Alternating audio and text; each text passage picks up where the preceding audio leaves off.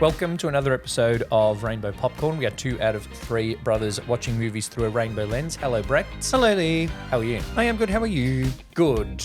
We are coming back to Camp Miasma now that it has been released into the wild, so to speak, and people may have viewed it. Maybe. So we are talking about it with spoilers. Yeah. So last week we talked about it without spoilers because we got to see the preview. And this week we're talking about it without holding anything back. Yeah, like our opinions. I think our opinion was clear in the first one that it wasn't for us and we didn't super engage with at least the last half an hour. Yeah. So if you haven't seen it, if you haven't seen there it, will be spoilers. well, if you haven't seen it, go back and listen to the other one, then watch it, and then come back and listen to this. Yep. And abuse us in the comments if you disagree and thought it was an amazing piece of cinema. Yeah. Yep. I'm going to say again, visually, great. Yeah. And one thing I didn't say in the preview review was the use of matte paintings. You love a matte painting. I love a matte painting. Yeah. And when I turned and said it to you, I was like, matte paintings. That was cool. But then afterwards, when it is revealed that the movies spawned from the hole in the bottom of the lake, I then thought, is the matte paintings part of it? Yes, it is. Like, is the whole camp actually just a movie set? It is. Yes. So that was And they cool. were symbolic. They used the matte paintings symbolically to show that that's when she's in a movie, in quotation marks. Oh, yeah. I guess if But we... her movie is real life for some reason. Well, that's the thing that I don't know if it confused us or I didn't like it or it didn't land. The crossover between movie and real life. Yeah, it didn't make any sense to me. Or maybe I'm jumping around a little bit because we can talk about our theories as we did on the tram on the way home. Is the whole thing, because she says at one point to Gillian Anderson when she's getting by Gillian Anderson, every lesbian's dream, that she needs to picture herself in the movie in order to be able to come. Yes, okay. Is the whole thing A sex dream. a masturbatorial fantasy? Maybe. And the real crossing over isn't real life to movie. It's her imagining she's in Camp Miasma, crossed over with her desires to make movies, and that's why the movies spawned from the bottom of the lake. Because it's actually But it's not her making Hannah a movie. Einbinder's subconscious that wants to make movies and is released by erotic pleasure making movies. Yeah, no. So I'm putting that out there. If anyone Great. agrees, hit me up in the comments. I don't, because that's just clutching at straws to make it seem smarter than it was. Like, I feel like there is more to it, potentially, than we took in, or potentially that was done well enough that we could take it in. You know what I mean? Yes. So there was a lot of intent, Yep. but it didn't quite land. Yeah. Or is it left open? I think it's maybe left open. Well, that's what I would say if I made a film that people said didn't land. I'm like, well, it's open for your interpretation. It's open to your interpretation. I think that it didn't make any sense. There were holes for me.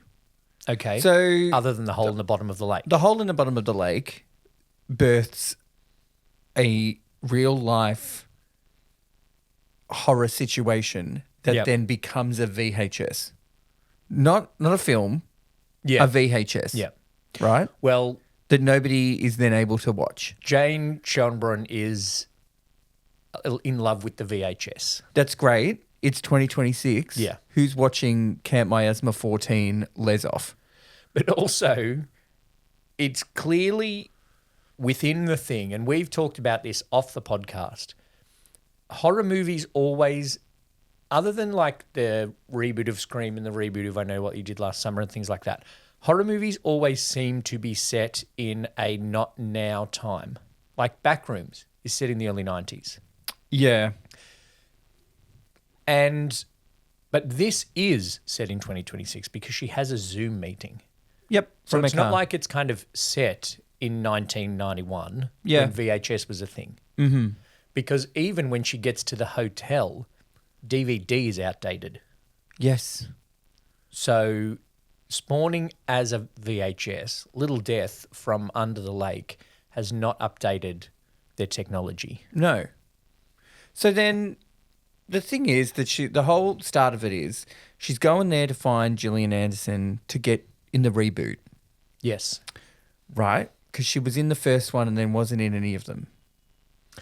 And to unlock the story, because they want it to be an origin story, the studio, because Gillian Anderson won't come back. Yeah. But Hannah Einbinder's other motive is to get Gillian Anderson back in. If not in bed. Well, she does say directly to Gillian Anderson, "You were my queer awakening." Yeah. So so there's been the first one, which was a real thing that spawned a movie, whatever the fuck. There was a serial killer that inspired the movie. Then there's sequels.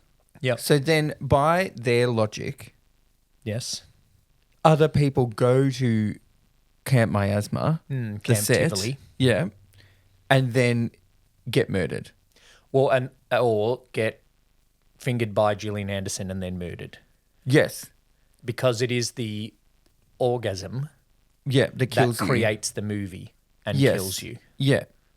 So then Hannah Einbinder at the end doesn't die though. Neither of them die. No. They just continue on with their lesbiansness. Yes. In love. So my question is, yes, where are these other people from these other movies? Yeah, I think we worked it out. That's the one that spawned at the end of this, which is titled Teenage Sex and Death at Camp Miasma, is the 14th movie. Even though there was no teenagers. So where was the 14 other people? Thank you. That's all I'm saying. She's there. Gillian Anderson's there from the first one as the final girl. So where are all these other people? Though Gillian Anderson said she bought the camp much later. So maybe there was a time where somebody else was... But why? Killing and orgasming people. Or were there other times where they just made a movie and that's why they were bad? Yeah, that's... I don't know. They didn't explain it. What was it? It made no sense. What was it that happened that made Little Death make a VHS? His mum drowned him. No, and each of the subsequent ones. Was it somebody going there and coming and dying, or were they just bored for a bit so made a movie? Yeah, I don't know. Yeah. That's when it lost me. Because also Gillian Anderson and Hannah Einbinder didn't kill Little Death. No, he was already dead. No, but didn't end Little Death, which made them survive. Yeah, so there's going to be another one? And Little Death survived. So there's going to be another one? Which means or did Gillian they Anderson the curse? And Hannah Einbinder need to recruit someone to They need to get a third. Camp. Which will be the chick from the store. Yeah. Who likes their hair and their there outfits. You go. Done. There's your sequel.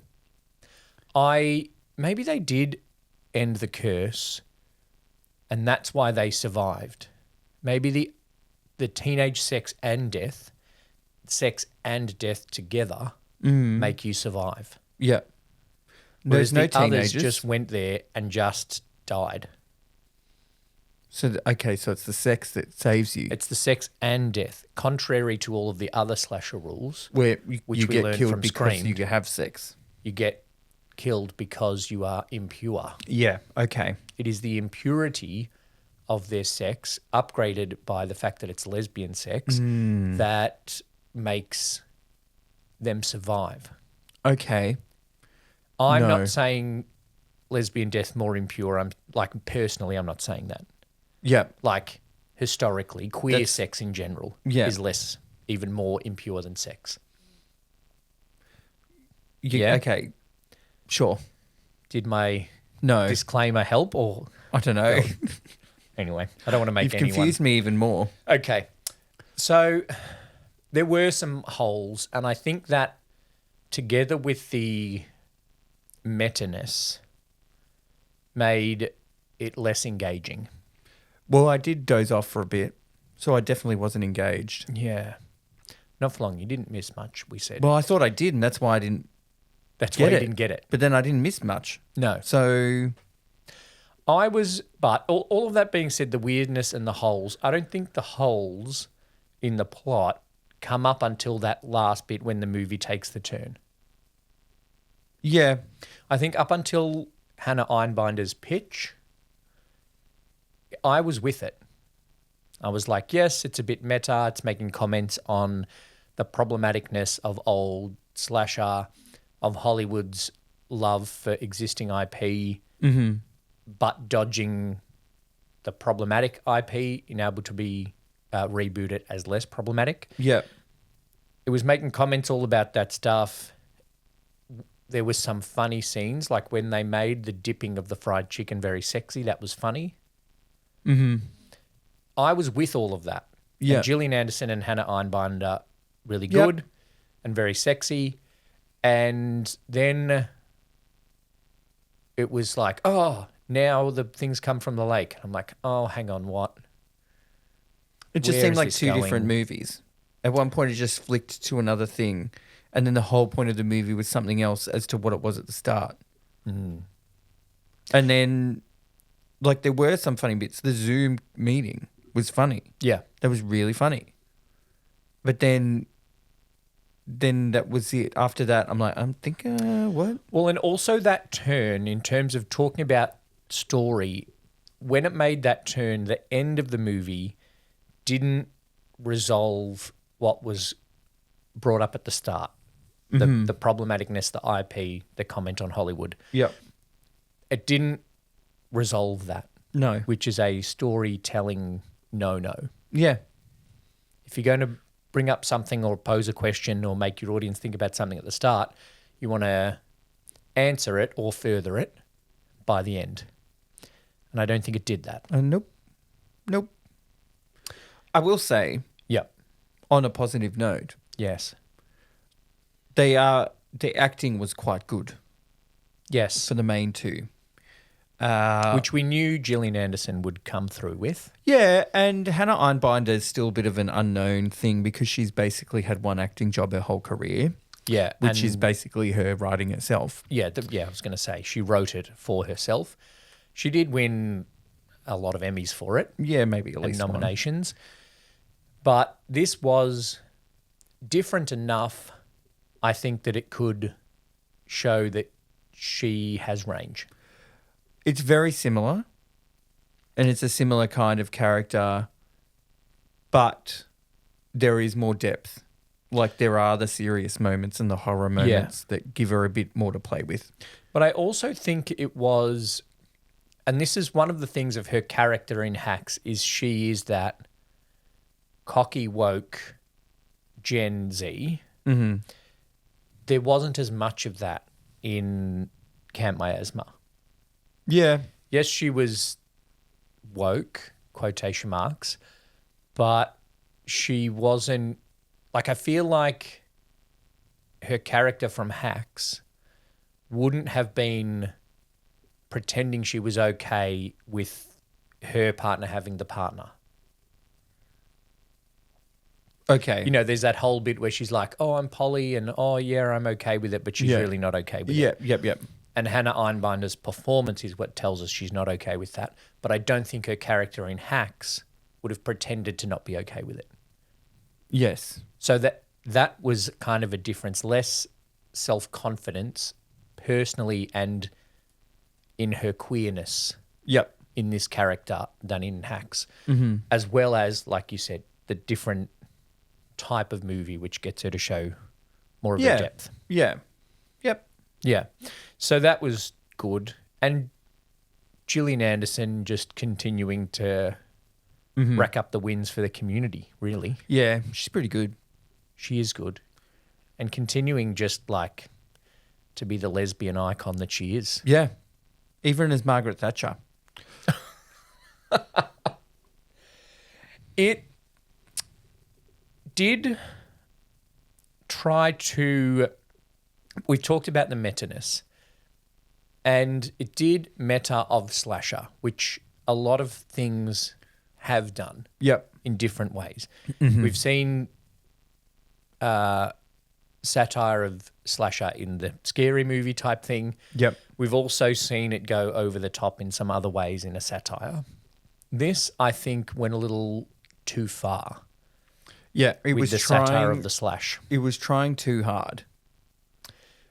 And I think it was trying to be silly funny in its satire, which I don't think fit. Well, again, it was a different tone. So the meta satire at the start was funny and quirky and ha ha ha, they're being meta. Then towards the end, it was like, oh, they're being meta, like because it's actual horror now, but it wasn't. So disjointed. And there are a couple of moments where when it was meta making fun of the slasher and there was the heaps of blood, I was like, oh, that's making the funny comment about the heaps of blood. Yeah. But then when we saw the actual movie, whether or not it was actual, I still don't know. Yeah. Actual movie and the blood spurts into a huge fountain, that was like, oh, this is not the thing to take the piss of. This is the real thing. Well, and so when Hannah Einbinder is then running away from the killer. Yeah. In a very satirical way of, oh, I tripped over, ha, ha, ha, ha. Yes. I'm running slow motion. Yeah. Yeah. And then it's like, your agent is here. Oh, your work people are here. Yeah. Oh, your boyfriend, or your girlfriend and your partner or whatever, anything.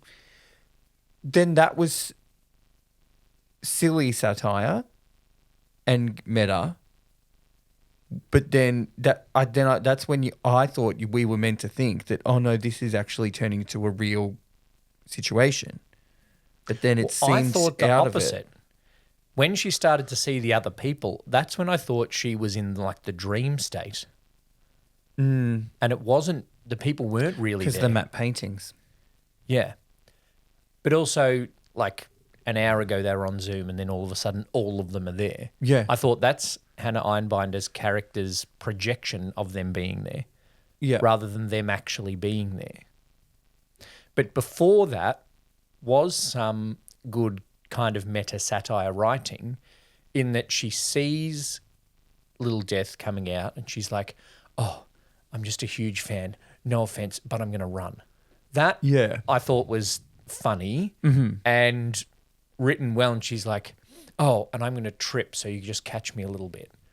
And that makes sense for her character to kind of do that in the context of she thinks she's making the movie now, or she thinks she's in the movie and controlling the situation with Gillian Anderson. Yeah. So that was good. But then I think seeing all of the people all of a sudden there was the step too far. Yep. And then added to that was the stupidly high gushing blood. Yeah. I say that knowing full well regular listeners will know that Kill Bill is one of my favourite movies. Mm-hmm. And there is the over-the-top gushing blood. But that blood looks more realistic. And by texture and colour, not amount. But also amount. Like when Uma chick gets her Thurman, full arm cut off, yes, that's a lot of blood. That's like a major it's the bit. kind of spray is the taking. But when that one person gets stabbed in the middle of the field, it's like a 15-foot in miasma. gush in miasma. Yeah. That's too far. Yeah. Also, there's ways to take the piss out of an old slasher without exaggerating those things. Mm-hmm. Make the blood look bad, because it probably would have been in the late 70s. Yes. It would have looked bad. In the late 70s, they wouldn't have actually made a slasher movie, even low budget, that had that amount of gushing blood. Yeah. And she's also making the comment about the slasher by putting the whole transphobic thing in there. Yeah. Which is the comment. But that kind of comment is in amongst the silliness of the Yep. blood. Yep. I just think it's an interesting thing. I thought after it that with the whole meta-ness, if that's even a word, and the horror and the meta being the horror, but also trying to be funny, that it was trying too hard. And then now I'm thinking that it was trying too hard at each thing individually. Yes. That then they didn't try hard enough to link it all together to make it make sense. There's my review. Okay. Thank you for listening to another. Yeah. I think I agree in that trying too hard at too many things. Mm-hmm.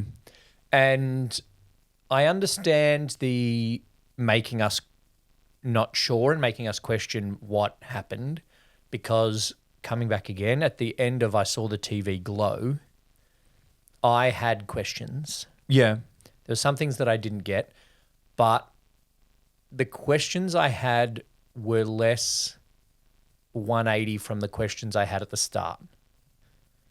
Okay. Because at the start of I Saw the TV Glow, it was just two misfit kids who connect to each other over a TV show. Mm-hmm. And then, and this is a similarity to Miasma, one of the characters gets taken into the TV show. God. And then comes back God. supposedly transitioned. That there was nothing, they weren't like, she wasn't saying a whole bunch of stuff at the start that she then didn't come back to at the end.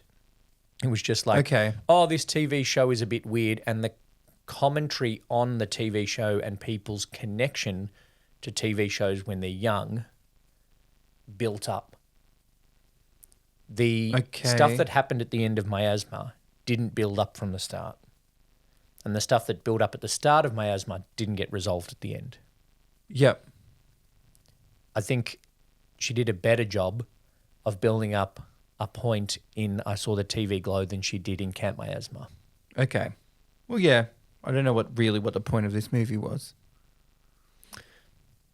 More lesbian Gillian Anderson. I don't know. I think there were points, but they didn't all land. Yep.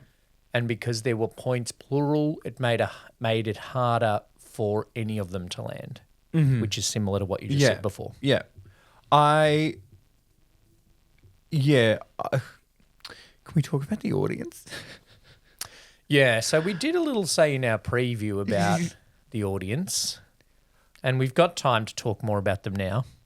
This woman behind us, it's Carlton. I don't know how they identify.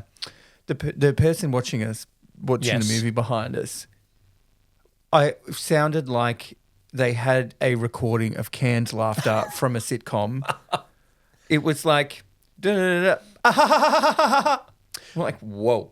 I definitely felt, and it was one of the first things I said to you when we came out of the movie, was for the first half an hour of the movie, the audience laughter sounded like people laughing because they thought they should laugh. Yeah. Like, oh, that's a funny bit. Or that is a bit I think should be funny. Ha, ha, ha, ha, ha. Rather than laughing. Yep. Which is a little bit, how am I going to say this and not offend people? That ship has sailed, Lee. Yeah. I feel like there's a little bit of that in the current younger film-going community of people reacting to a movie how they think they should react to it. Okay. Like the Odyssey. Like the Odyssey. They're meant to think it's great. And if you say it's not great, someone in the comments just says, shut the fuck up, Baldy. Yep. Which, like, that has nothing to do with the Odyssey. No. Pretty much everybody in that had hair. Yeah. So I think, and this is, I think, a little bit helping Obsession at the moment. Okay. Obsession is great. Yeah. Still in cinemas, but also available to buy on streaming. Mm-hmm. Having an incredible run, $500 million at the global box office. But I think... More than that, isn't it? Well, it probably is now. I heard that stat like 2 weeks ago. Mm. So at least 500 million, and another million. I think a lot of people are saying they love Obsession because the zeitgeist is loving Obsession. Yeah. So that also doesn't help us disagree with the movie because then we get attacked in the Instagram and whatever. YouTube short comments, but that's fine. I'll say again, film is an art form and art is subjective. So I think that people laughing at things they think they should laugh at in the first half an hour of Miasma is a part of that. Yeah. Is this movie is made and she has made this for us to laugh at meta piss take of slasher horror, so I'm going to laugh. Yep. Rather than laughing because it's funny. Yeah. It was funny though. The bits that person was fake laughing, maybe they just sound like they have a fake laugh anyway, were funny to me. Maybe. Maybe I went, huh, and she went, ha, ha, ha, ha, ha, ha. That guy's laughing. He looks important. But the audience wasn't too bad. No, it was a good audience. We've been to much worse audiences, including the one where I saw Obsession, just saying. There weren't too many people that were late. No. There weren't previews. So. Like half a row empty. Yeah. In the middle of the theatre. We walked in, the tickets I bought were like literally the furthest to the right that you could get other than one seat, which would have been sold as an obstructed view. Yeah. But most of that row was empty. And you were like, why the fuck are we sitting here? I'm like, well, those tickets must have been booked because I wouldn't have booked seats 2 and 3. That's right. If seat 15 had been free. I took one of their lollies. Oh, yeah, I did too, actually. And one of these, we got a little souvenir. Yeah, a little souvenir. It's fun. This one still has lollies in it. Oh, there's dinner. Oh, sorted. We can take that to our viewing of Stop That Train tonight. Yeah. Because there's an exclamation mark after each word, isn't there? There is. Yeah. That's why I had to say it like that. Mm-hmm. So, Camp Miasma. We gave it a rating at the end of the last episode. Oh, God, I can't even remember My what I rating said. on Letterboxd was 2.5. Like a 3 or a 2.5 or a 3. I think ours was similar. Yeah. I am curious to hear what people think. What I'm not curious for is for people to jump in the comments and go, you're wrong or you're stupid, both of which I've been told in the comments in the last 2 weeks. I want you to give me a reason. Yeah. Why you think I'm wrong. Actually, no, not why you think I'm wrong. Give me a reason why your opinion is different. Yeah, there you go. Because I'm not stating a fact. I'm stating my opinion about Camp Miasma, which means I can't be wrong. Okay. And unlike some opinions, without getting too political, some opinions aren't wrong, but are more harmful than me saying I don't like this movie. Yeah. Opinions, like they say, opinions are like assholes. Some of them shit. But our opinions are valid. We're talking about art. So it's also not really that big a deal if we're different opinion to you. If you make art in any form and you put it out there, you're open to people's different interpretation of it as the movie maker, as the filmmaker. Yeah. You, as the person who wrote the music, as the person who painted some shit on the wall, as the person who goes around hanging from buildings painting a bird. It's all art of different levels, and people are open to their interpretation of it, and if you shouldn't give a shit. And to bring it back to Camp Miasma, Jane Schoenbrun kind of shows that because Hannah Einbinder comes with all these opinions about the movie, and then Gillian Anderson just has her opinion. Yeah. She's kind of just like, no, but this is what I think. And one is a super fan and one is the star. Yeah. And they both have opinions, and that's okay. You can still they have different experiences. Have a different opinion of a movie and still hook up later by the fire. Like I could go into, there could be somebody's video on TikTok saying how they hate Beyonce and she's not that talented. I could go in there and comment and go, you're an idiot and you're dumb. But I don't. I scroll on because they're a dumb idiot. You don't just like put 9 little Grammy emojis as a comment? No, 35 little Grammy emojis. Wasn't it 9 in one night? Was like her record? Nah, she only got 6 in one night. Oh, It was her 6. record. Okay. Still the most by a woman in one night, but 35 in her career, which is the most by any other person. Wow. Which is twice as many awards as Post Malone has been nominated for and not won one. Yep. It's a trivia question I you did. asked the other day. Yeah, and I got it wrong. Well, I had to change it because you were coming to this trivia night that I was hosting, and the question that I admit I repeated was who holds the record for the most Grammy Award wins? It's Beyonce, And it was like Beyonce. I just said. And so I had to change that because your brother was also there and he would have cracked it that I'd rigged it so you would win. Yeah, that's But fine. your brother won anyway. Yeah, so it was rigged. It wasn't rigged. I had to double... Anyway, no. That's don't have not what time. we're talking about. Teenage sex and death at Camp Miasma. You're right. There was no teenage sex. There was sex. But in the original movies, there was teenage sex by the characters. It's just a 2.5 because it was well put together, well constructed, well shot, very well shot, I'm going to say. Yeah. And in a lot of places, well written, but lacked what I like in a movie, which is a cohesive, satisfying storyline. Which is a good storyline. Well, which is fair. And, you know, if you Well, that's go the back... main thing about a movie. If you go back through the Rainbow Popcorn archives, we said similar things about the one with Keanu Reeves and River Phoenix that's just gone from my mind. My Own Private Idaho. My Own Private Idaho. Where, like, some good scenes, Yeah, some good acting, and some good little bits of almost documentary making. yeah. But what was the point? Then what It was a movie about narcolepsy, Lee. was the point? Yeah, you did decide that. So, like, that's one that is considered a classic. But I didn't really like it because it didn't have a cohesive storyline. Yeah, and see, Camp Miasma can't be a classic because there's not enough shots of power lines. Yeah, that's true. As a good reminder Or roads. of our ability to generate electricity. There are shots of the lake, which is the point, I guess. I thought then at one point it was just going to be a big piss take on Friday the 13th. It definitely had those things. Like when he comes up out of the lake with the thing in his hand, I'm Yeah. like, that's like a direct shot Yeah. from it. Well, she probably held herself back from making Gillian Anderson Little Death's mother, Yes. which would have really made it Friday the 13th. Yeah, yeah. Because Freddy's not the... Freddy. Jason. Jason. What's Freddy? Nightmare on Elm Street. Oh, Nightmare on Elm Street 2. The gay one. The gay, yeah. Yeah. Soz. It's so gay, Nightmare on Elm Street too. That's why it's there next to Love, Simon and the Rocky Horror Picture Show. That's the gay section. Yep. That's the offensively straight section.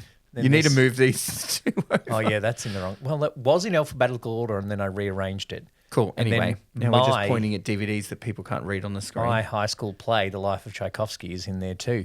Great. No gay characters in This it. is not in any form of No. alphabetical order. Here it goes, Mary Poppins, Black Swan, Ted Pulp 2 Fiction and Ted. is second. And then the Kill Bill movies are over here. Anyway, we're not doing this. And then it goes Monty Python and the Holy Grail, All About Eve, Robot Monster, and Back to the Please Future. join us next week for a live taping of us reorganizing the DVDs on the shelf. Oh, yeah, and I'm just looking at the screen now, and not only Nobody can read is this. that too small for anyone to read, but the light is shining directly on it. Yeah. Anyway, maybe I'll put a little reel just of us going along the thing. No. No. Thanks for listening. Are we anything else to say? No, that's it. Let us know what you think of Teenage Sex and Death at Camp Miasma. Yeah. I think it's a good direction for Hannah was the Einbinder's point? career. Yeah. I think it's another tick in the Gillian Anderson queer icon column. Mm-hmm. Another very good-looking movie by Jane Schoenbrun that I didn't understand. You know what she did recently, Gillian Anderson? She was in an ad because Yeah? they came out with a Lego's X-Files set. Oh, right. So she did an ad with Lego You making gonna buy it. No, I'm not going to buy it. I never watched that.